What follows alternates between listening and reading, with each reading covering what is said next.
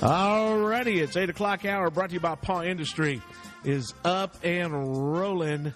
Paw Industry at 804 Loving Highway. Glad to help you out with all your heavy machinery needs. Make sure you go by and see them. Give them a call, 549-8100. All right, the taxi pulled up, and Joe, the Bryant Insurance guy, is getting out. And, you know something, Joe, it's springtime here in the neighborhood, which means a lot of people are going to be out going to these ball games. Sure. And going to be traveling and stuff like that. Is there any kind of, I don't know how it works. Let's say you pull your car up to a Little League field. Right. All right. You're sitting there, and all of a sudden, here comes a baseball flying out of nowhere. Yep. Knocks out the windshield, hits the roof, all that kind of stuff. I mean, what do? Do you go find that little League kid? You go, okay, you got a $500 deductible. You got to pay up. I mean, what happens there? Yeah, usually that's going to fall under your comp. I think most of the time, I went to a Fort Worth Cats game. It's been years. Uh-huh. And over there at LaGray, it's LaGray Field, right? Yeah. So I went over there, and yeah, you can park darn near right next to the stadium. Not a good idea, though. No, not a good idea. And I remember we had the group of guys that I went with was an older guy, and he was saying, those people don't realize that they're right in the firing line of pop-up, behind the home plate pop-ups. And sure enough, we're sitting there, and, those guys are swinging away, hacking away at it, and a few kind of went up and over our head, and then you kind of waited for it, and then boom, you kind of heard it. Yeah, you heard it. And it was either hitting a car or it was hitting a windshield. Quite honestly, it's just like hail, really. You're looking at a comp claim for something like that. One of the things I always tell folks, though, when you're dealing with windshields, I think when I had, it was either a crack, couple of dots or spots or whatever in the windshield, I went over here to Cornelius, and he did them for me.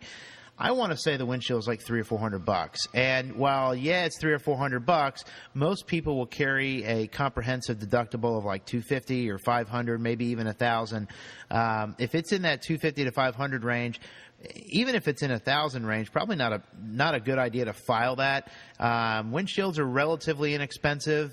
So in a situation like that, if you kind of buyer beware and still park there and get your windshield taken out by a fly ball or something like that, find you a reputable dealer, somebody, either Safe Light that can come out to you, or you can take it to any one of the shops here in town, and they'll replace that for you. Usually, again, unless it's just some funky windshield, usually you're talking like, $300 to $400, maybe $500.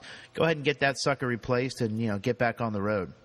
Let's say you're sitting at the ball game, you're up in the stands, Your neighbor, many nachos? Yes, eating some nachos possibly with that orange petroleum glop on it. But let's say that Junior gets up there, maybe it's a neighbor or something, hits a ball, knocks out the windshield.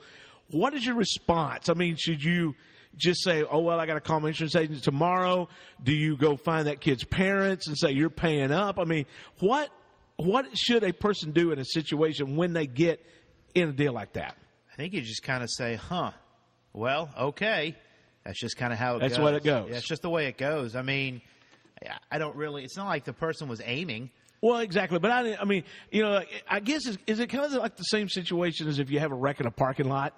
Right, yeah, pretty much. Yeah. There's nothing anybody really can do. You're on your own. Yeah, pretty much. You're on your own because typically what will happen in a situation like that is if it's on private property, the officers will come out. They may file a report. They may not. Probably not going to issue any citations because it's on private property. I always just tell folks in a situation like that, just take a lot of photos. Make sure you get 3 or 4 photos of both cars. Get some license plates if you can take a photo of the driver. Kind of the same things we talked about in the past. You want to get as much information so that if you do file it either on your policy or you file it on the other person's policy, if it's been 2 or 3 days, you want to make sure that you have you have something to kind of help recall your memory a little bit. But going to a ball game. Maybe not park near the fences. Don't park near close to that. Yeah. Plus, hey, park out far enough, and you can get some fitness in. Maybe take a little hike. All right, shifting gears a little bit, but sticking with the windshield situation. Okay. Let's say you're going down the highway. There's a gravel truck in front of you. Oh, every morning is my story. They have a sign on the back of the truck that says, "Stay back 300 feet. Not responsible for busted windshields." Right. How does that work? That's a really, really good question, and I honestly don't know if I have an answer for you for that. I know years ago the rule, or not the rule, but the joke used to be, and this has probably been 10, 15 years, that, hey, if you have some cracks in your windshield and you want a new windshield, drive behind a gravel truck and then take the license plate number and then call those people, say, hey, dropped a bunch of gravel. I don't want to say that that's the course of action because I don't think that's going to work. Yeah, I don't think that's going to work at all. I run into that usually every morning on my way in. It's when I take the kids to school, it's always a fun game to see how many rock trucks we're going to pass. And inevitably, those guys, listen, they do a hard job. They're hauling heavy loads and all that.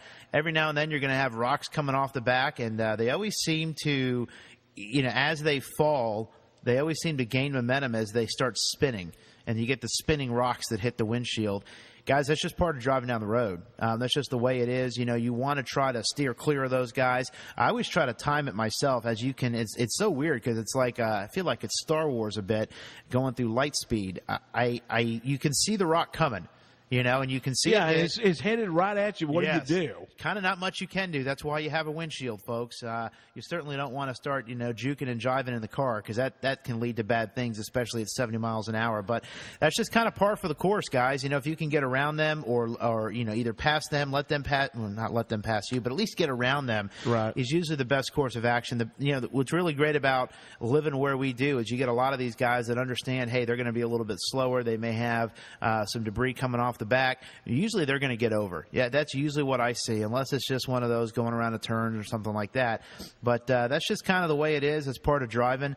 Probably a good idea to stay back 200 or 300 feet. Now, if it's a situation where there's something mechanically wrong with the truck and they're dumping just a lot of rock. Right. Probably not a bad idea if you can to note the license plate number, maybe get the name of the company that the truck is hauling for. Maybe call those guys and say, hey, usually they know. If you either flash the lights or if you go around them, kind of honk the horn, let them know something's going on. But usually those guys know if something's happening to their load. It's not a free windshield game anymore.